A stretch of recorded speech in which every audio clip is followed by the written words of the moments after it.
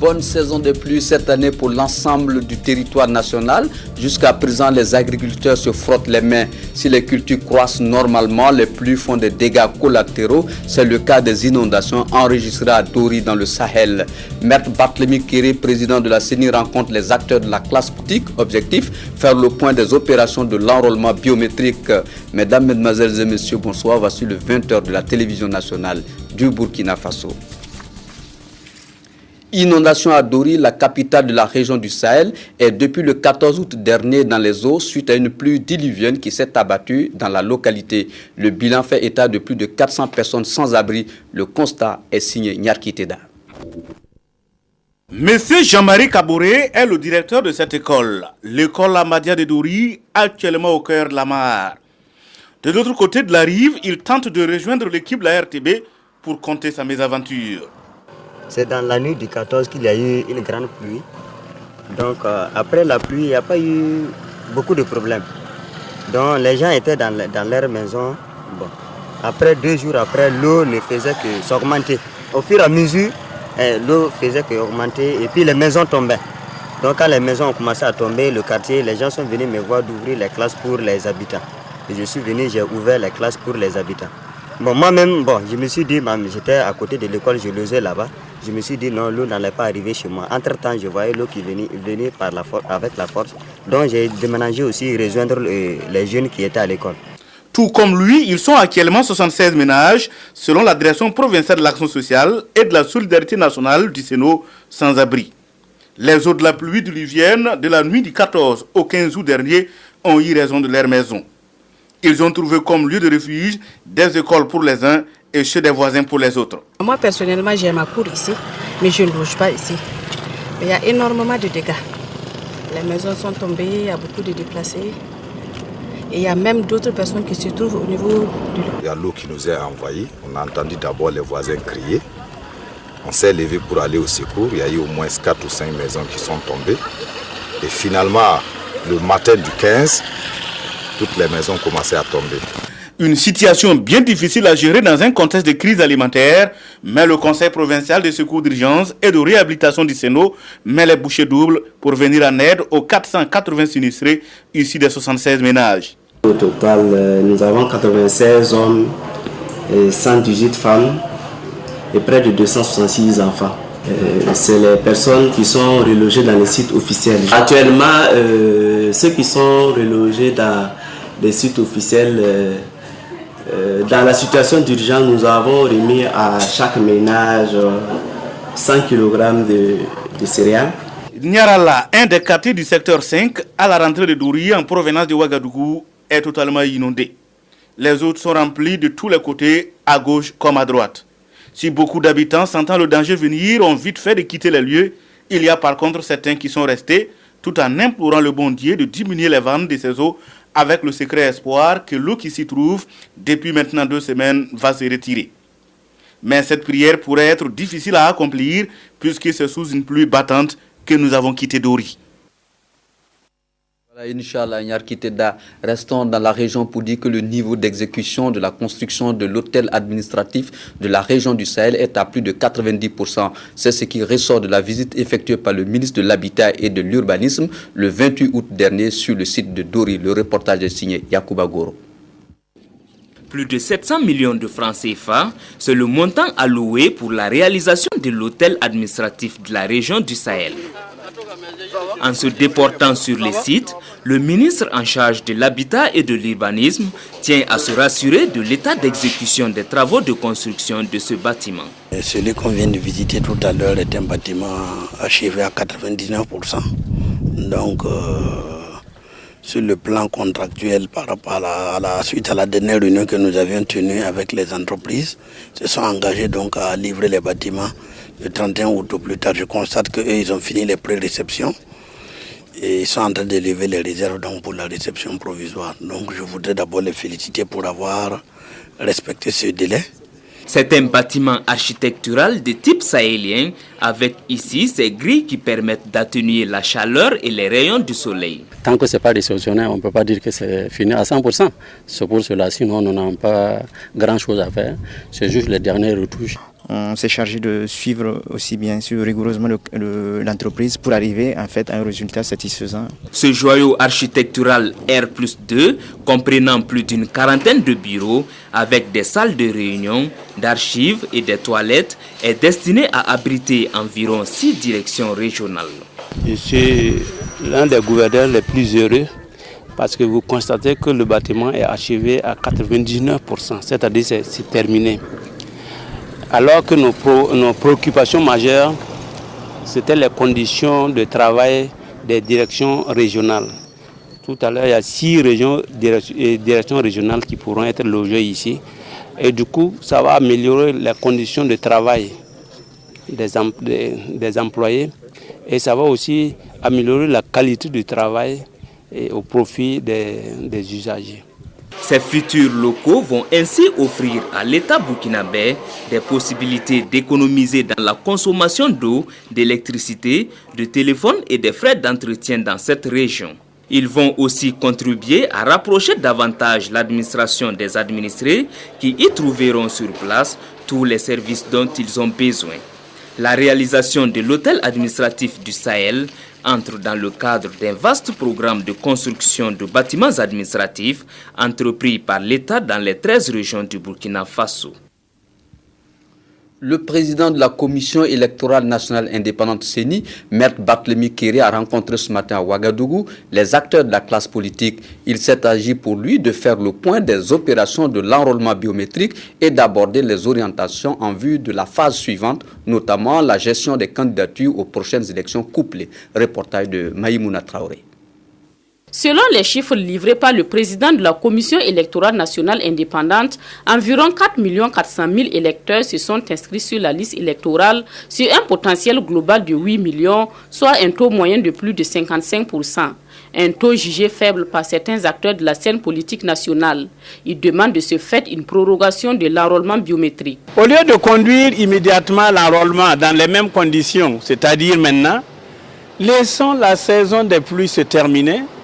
Refaisons l'enrôlement, soit dans le mois de novembre ou dans le mois de décembre, et tous les Burkinabés qui veulent s'enrôler puissent le faire. C'est effectivement un acte volontaire, mais un acte volontaire ne veut pas dire qu'on ne doit pas créer les conditions pour qu'on puisse exercer cet acte-là. C'est pour cela que nous proposons de décaler la date des élections et de le mettre dans le courant de l'année 2013.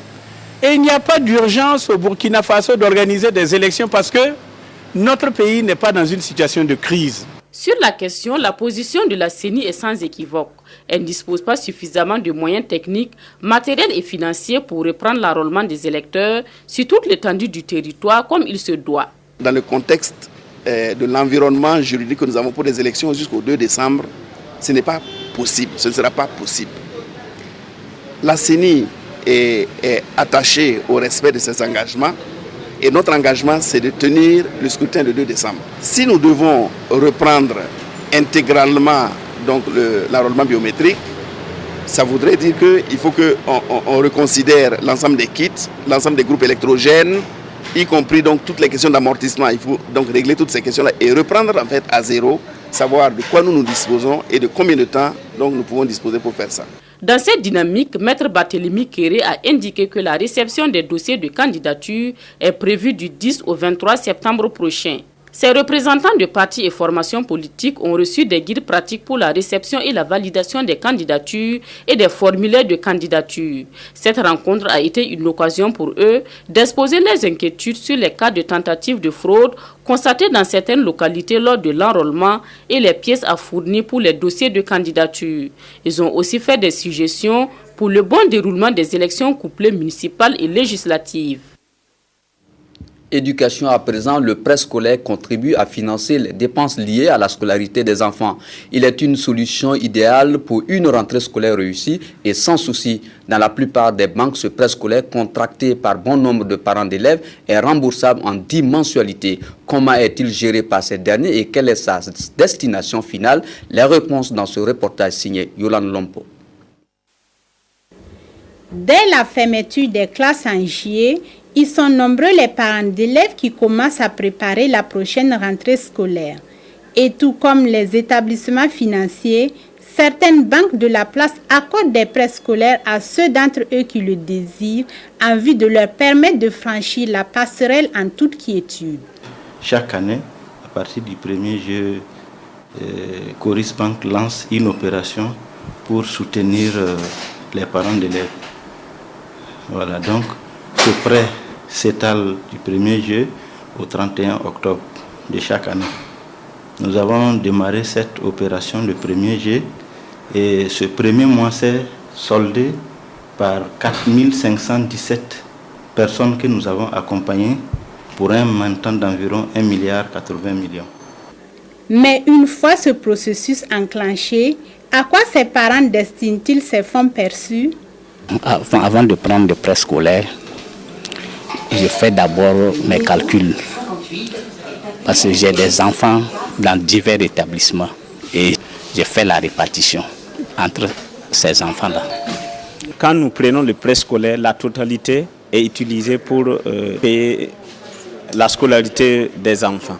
En principe, quand je contracte le prêt scolaire, c'est pour assurer la scolarité entièrement des enfants. Je ne suis pas là pour deuxième, troisième versement. Moi, je verse une fois pour toutes. Pour qu'un jour, on ne puisse pas dire à l'enfant quitte la classe parce que tes parents n'ont pas payé. À la question de savoir si certains d'entre eux n'utiliseraient pas la somme empruntée à d'autres fins, les avis sont mitigés. Bon, vous savez, c'est le coût de la vie. Je crois qu'en contractant les prêts, normalement, on doit savoir à peu près combien il faut pour les enfants. Maintenant, quand on prenne ça, utilisé à d'autres fins et que l'enfant ne parte pas à l'école, ça pose problème. Mais si on arrive à assurer la scolarité des enfants et qu'il y a quelque chose de côté et qu'on utilise ça on ne dit rien. Mais les enfants d'abord, il faut assurer ça d'abord. Quand ça ne suffit pas, on ne peut pas se permettre d'enlever encore pour d'autres fins. En ce moment, il y a un problème d'inconscience qui se pose. Pour ceux qui prennent les prêts scolaires et qui l'utilisent à d'autres fins, je dirais que ce n'est pas une bonne chose car le coût de la vie est tellement élevé qu'il faut placer les choses à leur place. Et pour répondre aux exigences de cette année académique qui s'annonce, avec ou sans prêt scolaire, les parents devraient délier le cordon de la bourse tant pour l'achat des fournitures scolaires que pour les frais de scolarité de leur progéniture. L'association Solidarité Espoir Vie a organisé hier à Kaya, dans le Centre Matenga, une journée éco-santé, initiée avec l'appui du Conseil national de lutte contre le sida et les IST, qui a octroyé le budget pour la réalisation de cette activité. Activité au cours de laquelle on a distribué des vivres aux personnes touchées pour une raison ou pour une autre par le sida. Le reportage est de Lazare Pouya. Cette journée VIH et écologie, première du genre organisée dans la commune de Kaya, s'inscrit dans le cadre du projet Protection et soutien aux personnes vivant avec le VIH et celles affectées. C'est un ambitieux projet qui couvre la période de juillet à septembre 2012.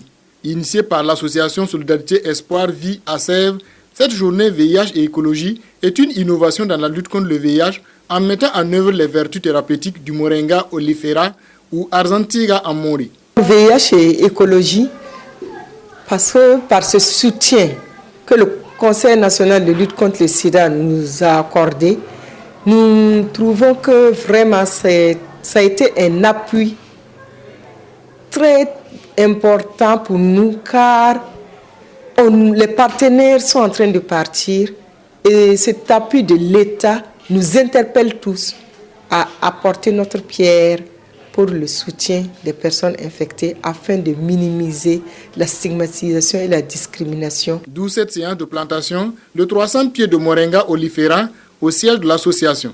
À cela s'ajoute la distribution gratuite de vivres et de vêtements aux orphelins et enfants vulnérables, au PEVIH et aux structures de lutte contre le VIH dans la commune.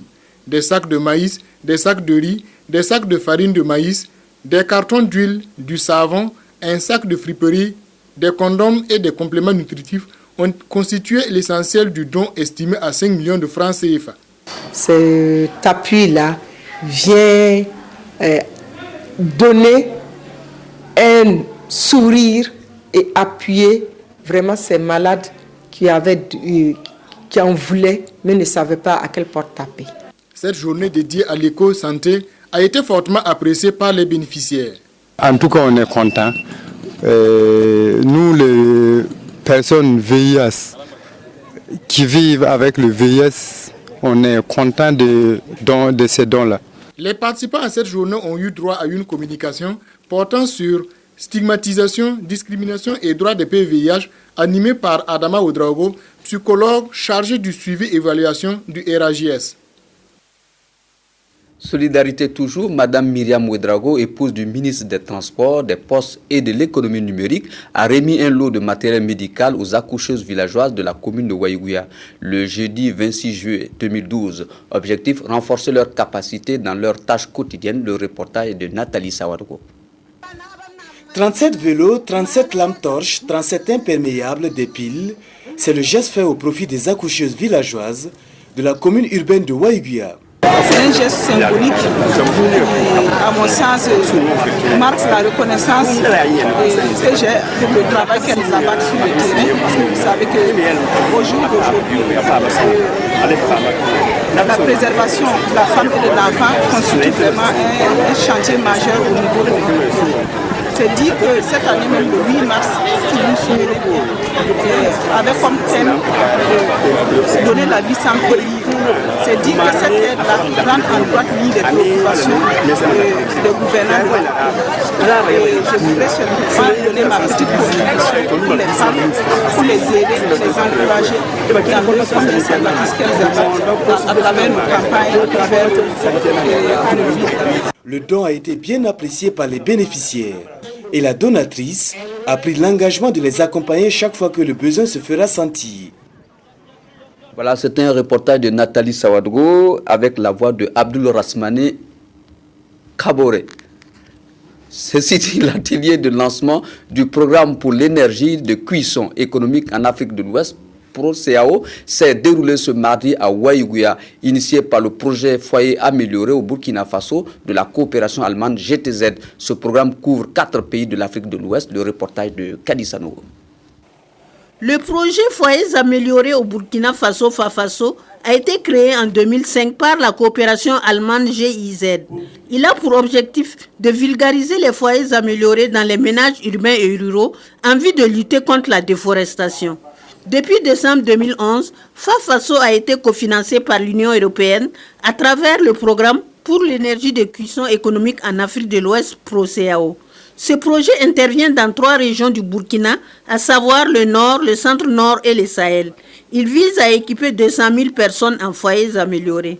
C'est la vulgarisation des foyers améliorés qui économisent autour de 40% de combustible, qui soulage quand même la vie quotidienne, surtout des femmes, soit à travers des dépenses pour les combustibles ou à travers le temps qu'on doit faire pour la collecte du bois. En plus, ces foyers sont plus pratiques et ils dégagent aussi moins de la chaleur et de la fumée qui soulagent encore la vie des femmes. En total, tout ça, c'est naturellement aussi une contribution dans la lutte contre la déforestation, dans la lutte pour la protection de l'environnement. Ce programme qui a été lancé à Waïgouya a démarré dans la région du Nord. Il a permis de former des artisans qui, en 2 mois de production, ont mis sur le marché plus de 400 foyers améliorés. Ils ont vu ainsi leurs conditions de vie améliorées. On aperçoit les femmes, même c'est les friteuses de beignets, on se rend compte qu'elles utilisent le foyer Rumdi. Et les producteurs, quand ils le font, tout de suite les foyers sont partis, comme des cacahuètes. Par exemple, aujourd'hui, ils ont produit toute la semaine pour l'exposition et aujourd'hui, on n'a presque plus de foyers. Donc, ça dit que quelque part, la population utilise réellement le foyer Rumdi parce qu'il est économique. D'un coût estimé à plus de 2 milliards de francs CFA, le programme pour l'énergie de cuisson économique en Afrique de l'Ouest va durer 3 ans. Le Bénin, le Burkina, la Mauritanie et le Sénégal sont les 4 pays couverts par le projet. Commémoration de la Journée internationale de la jeunesse 2012 en différé dans la région de la boucle du Moun a été marquée par une série d'activités durant une semaine. La clôture de ces activités a eu lieu le jeudi 16 août dernier avec une nuit dédiée à la jeunesse. Civisme et paix faisait partie des différents messages distillés par les artistes présents également Adama Koulibaly pour le reportage. Cette nuit de la jeunesse à Dédougou marque l'apothéose d'une série d'activités entrant dans le cadre de la célébration de la Journée internationale de la jeunesse. Au-delà de son aspect festif, cette semaine dédiée à la jeunesse est non seulement une tribune d'information, de sensibilisation et d'éducation des jeunes sur les actions du gouvernement, mais aussi un appel pour le changement de comportement, d'où des thèmes relatifs au civisme et la citoyenneté abordés par différents sketchs pendant cette cérémonie. Moi-même, je ne sais pas comment mon enfant il est là. J'ai suivi la formation. Moi, j'ai la formation depuis 3 ans, 6 ans. Il est assis. L'argent, il va venir. L'argent ne vient pas, toi-même, tu ne viens pas. J'étais très fier d'entendre ce qui a été dit ici, parce qu'on a souvent l'impression que c'est le pays qui nous doit. Mais nous ne devons rien au pays. Mais à des moments aussi, il faut se poser la question de savoir, mais moi-même, qu'est-ce que j'ai fait pour mon pays? Pour réclamer tous les jours, qu'est-ce que moi-même je pose comme acte pour la société? Mais si vous répondez aucun, donc dites-vous que la société ne fera aucun acte pour vous. Le thème de la Journée internationale de la jeunesse 2012, construire un monde meilleur en association avec les jeunes, traduit leur rôle combien important dans l'édification d'une nation. La jeunesse de Gambo dans le département de Sénégal a procédé le 25 août dernier à la réforestation du couvert végétal de leur village. Sous l'égide de l'Association pour le développement de Gambo, cette jeunesse a mis en terre 5000 plants avec l'accompagnement du maire de l'arrondissement de Nongromasson à Ouagadougou. Le commentaire est signé Symphorien Somda. Cette ambiance de fête marque la joie de la jeunesse de Gombo dans les Yatenga de reconnaître le tort qu'elle a causé à la nature dans le cadre de leurs activités d'orpaillage. Elle a mis en terre le week-end dernier 5000 plants pour récupérer le couvert végétal. Avec les activités de l'orpaillage, nous avons coupé beaucoup d'arbres. Nous avons pris conscience que ce que nous avons fait, ce n'est pas bon. C'est pourquoi nous avons décidé de planter ces arbres pour compenser ce que nous avons prélevé. Cette action vient répondre à l'appel du gouvernement qui invite tout un chacun à planter et surtout planter utile. Planter utile, c'est de faire en sorte que tout ce que nous allons planter, que nous puissions les entretenir, que nous puissions faire en sorte que ces plants que nous sommes en train de mettre en terre puissent tenir pour que nous puissions atteindre les objectifs que le gouvernement de Burkina Faso vise. Ce reboisement est à saluer à sa juste valeur. Il contribue à atteindre les objectifs fixés par le gouvernement burkinabé. C'est la protection de ces plants-là qui doit nous préoccuper aujourd'hui. Il faut planter, c'est vrai, mais il faut les entretenir également. Voilà, donc j'invite en tout cas la population de Gambo, le conseil municipal, et en tout cas tous les acteurs intervenants dans ces villages-là, en tout cas de protéger ces plants. Celui qui a planté un arbre n'a pas vécu inutilement. Et l'AJD Gombo s'est appuyé sur ce thème pour organiser cette séance de reboisement. À l'appel du parrain et des autorités, elle s'engage à entretenir ces milliers d'arbres plantés afin de réparer le tort causé à la nature. Voilà, hors de chez nous, aux États-Unis, les délégués républicains ont donné un visa à Mitt Romney pour affronter Barack Obama le 4 novembre lors de la présidentielle américaine. Simple formalité pour le candidat conservateur qui était assuré d'être investi à Tampa. Mitt Romney, officiellement nommé candidat républicain à la présidentielle des États-Unis. Une simple formalité pour le millionnaire mormon qui aura tout de même dû attendre la convention de Tampa en Floride. L'occasion pour les conservateurs d'adopter un programme qui prévoit l'interdiction de l'avortement et du mariage gay, ainsi que l'annulation de la réforme de la santé du président sortant. Et pour ce faire, personne n'est mieux placé que Mitt Romney, selon son épouse. Laissez-moi dire une chose à tous les Américains qui s'interrogent sur la personne qui devrait être notre prochain président, lance-t-elle. Personne ne travaillera plus dur, personne ne remuera ciel et terre comme Mitt Romney pour faire de ce pays un meilleur endroit où vivre. Avec un programme qui prévoit également une baisse drastique des impôts pour les particuliers et les entreprises, certains seront en effet tentés de pencher en faveur du candidat républicain. Cinéma à présent, la Mostra de Venise, festival de cinéma, s'ouvre ce soir dans la célèbre ville italienne. C'est le réalisateur américain Michael Mann qui préside cette 69e édition qui verra s'affronter en compétition 18 longs métrages. Coup d'envoi ce soir de la 69e Mostra de Venise. Les techniciens, les décorateurs et les ouvriers ont travaillé jusqu'au bout pour donner tout son lustre aux doyens des festivals. Le Lido a été en partie rénové. Une pléiade de stars est attendue, notamment Robert Redford, Jeanne Moreau ou encore Ben Affleck. La tonalité de la crise s'inscrit de plus en plus sur le grand écran, comme l'explique le directeur artistique du festival Alberto Barbera. Après 10 ans d'escapade et de fantaisie, de réalité virtuelle et d'effets spéciaux, le cinéma revient à ses fondamentaux du siècle dernier, en étant le miroir de ses contemporains, dit-il.